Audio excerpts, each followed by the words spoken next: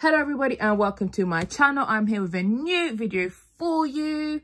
Today we'll be looking at the Narciso range by Narciso Rodriguez. We'll be looking at the cubes. Now I have tried a few of the other range. So Pure Musk, I really tried that, wasn't a fan of it. It was just musk and I don't know, wasn't much else going on with that one. Fleur Musk, I couldn't do it. It reminded me of Chloe Fleur. If you've ever tried that perfume, it's quite floral, maybe too floral for me. And the one that I do like is the EDP. I think it's called For Her, by Narciso Rodriguez. So let's start off with the one that is first, and this is the white cube. Can we call it white? Should we call it cream? It's not, do not get confused, because I have in the past got confused between these two because they're quite similar. They maybe should have gone for another color, but oh well. This is just the EDP. Top notes are is gardenia and white rose. Middle notes is musk. Musk is prevalent in all the fragrances I'll talk about today. Cedar, white cedar extract, and vetiver. Right. You definitely get gardenia in this one, but it's not... I have this love-hate relationship with gardenia. Most of the time, I don't tend to like it in some fragrances. So, for example, like I think Juicy Couture use gardenia quite a lot. And some other summer-type fragrances uses that gardenia, but I don't mind it in this one. You do get the woodsiness, which I think is from the cedar. This does remind me of baby powder. It's got this sort of, reminds me of baby powder type vibes. So is this a safe blind buy? No, because I bought this as a blind buy and I was a bit disappointed because I got the Poudre first and I was in love with it, and people said it smelled the same. Went for this one, I was a little bit disappointed, but I am going to give it a go. So look, I'll make a video for March and April, the fragrances I will wear then, and I will include this one and that one. And I'll let you know my thoughts. But there's something that I like about it though. It's growing on me because it's not a juvenile type fragrance. It's it does have a little bit of a mature vibe to it. Okay. Next we have the Poudre, which is my favorite, just to put it out there, of this line. Let me get the notes for you. Okay, so this one, the top notes is jasmine, Bulgarian rose, and orange blossom, which, yes, I do detect orange blossom in this one. The middle notes, again, is musk. You have coumarin, cedar, vetiver, and I think this is the only one that has the patchouli. Those of you, again, who have a weird, funny relationship with patchouli, it's not the dominant note in this one, so do not be afraid to try this one. It's sweet. It is sweeter than the original. It has the same powderiness, but it's not as it's more sweeter. It's a bit more smoother. I actually thought there was vanilla in this one, but it's not listed in the notes. So yeah. It's really nice. It's quite, you know, it's cozy, it's comforting, has a touch of elegance to it. So yeah. So next we have the, can't even get it through.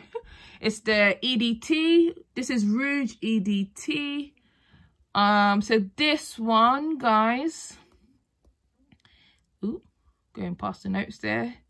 Rose as its top notes, along with Lily of the Valley, which you do detect in this fragrance. You get musk, you get tonka bean, cedar, white cedar extract, and you get the vetiver. So I really detect Lily of the Valley in this one, and vetiver, along with that wood woody, sorry, note. Yeah, I would say it's in between of, for now, Poudre. It has the, no. Okay, no. It's got, so it smells like the EDP and it reminds me of the, of this one. This EDP, if that makes sense. So Rouge EDP and the original EDP, that's what it reminds me of. This one, the Lily in the Valley note, gives me a very spring vibe, a bit of green. It has a slight greenness to it. So I think I will wear that in spring. Or maybe I'll leave it for summer, just because I want to spread them out across the year. So yeah, I think this could be a good spring scent. I haven't worn it, so I can't give you feedback on what do you call it, sillage and projection, longevity, and so forth. Right, let's get into the original of this one, if I can find it. No, it's not that one. It's not that one. Where are you? Sorry, folks. Just trying to get the notes up for you. So we have Iris in this one. Sorry. You've got the Iris, Bulgarian Rose, Musk.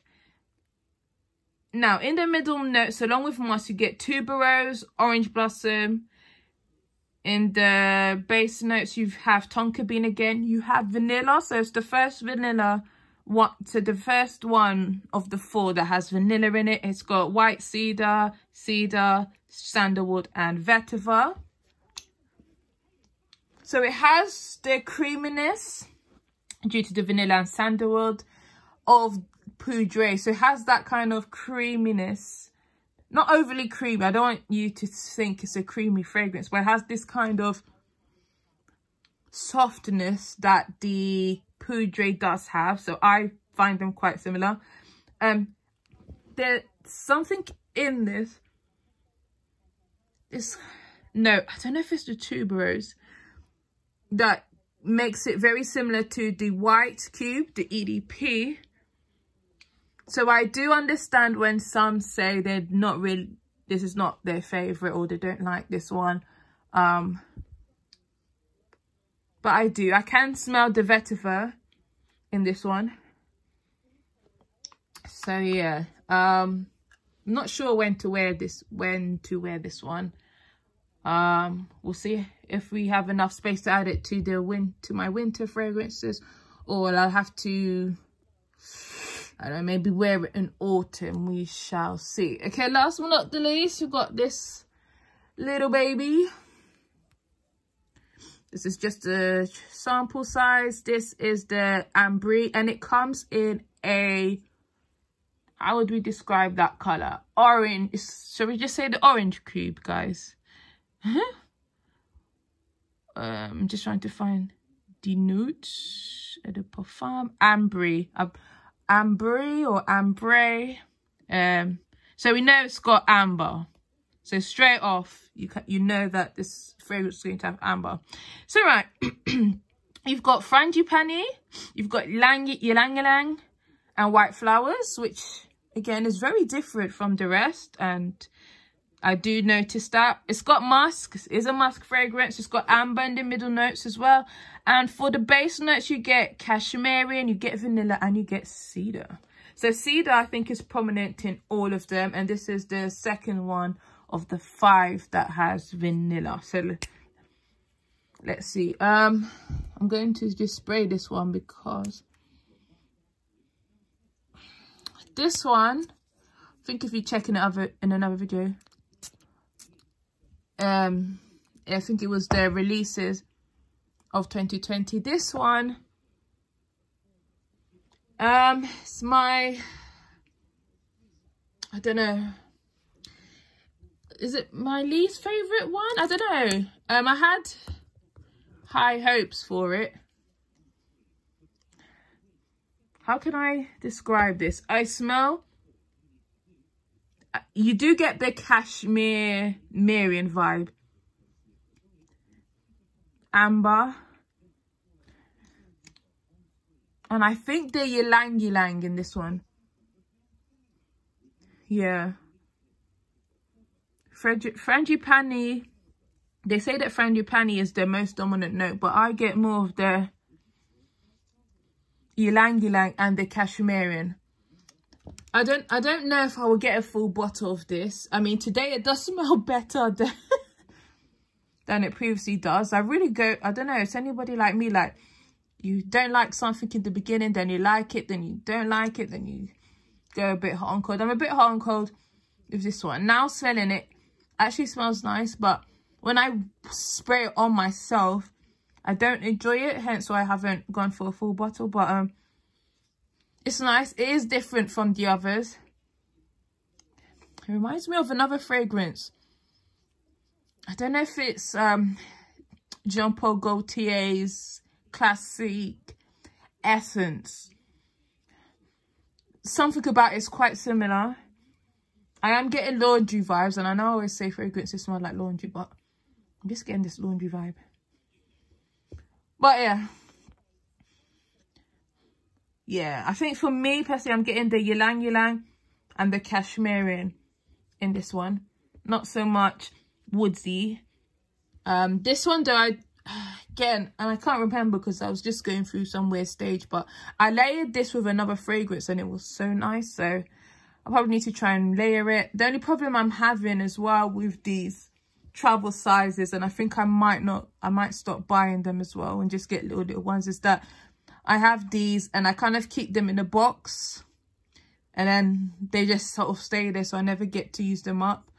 Yeah, and I couldn't really layer the fragrances I had for my autumn collection, so we'll see winter if I can do a bit more layering. So right guys, don't want to make the video too long for you, but here are just my thoughts on this range. I really love the Poudre, but it might not be, you know, for you. People say that Rouge is supposed to be the sexy fragrance, just to add that. So if you want to, you know, date nights, you might want to try this. I think this one could be your everyday type fragrance. This one too, you can get away. I think these fragrances are for particular noses. You may not necessarily want to try these ones. Right, thank you all for watching and supporting. If you have not already, make sure that you subscribe to this channel, and I hope I bring more content for you that you will enjoy. Right, thank you so much for watching. Bye now.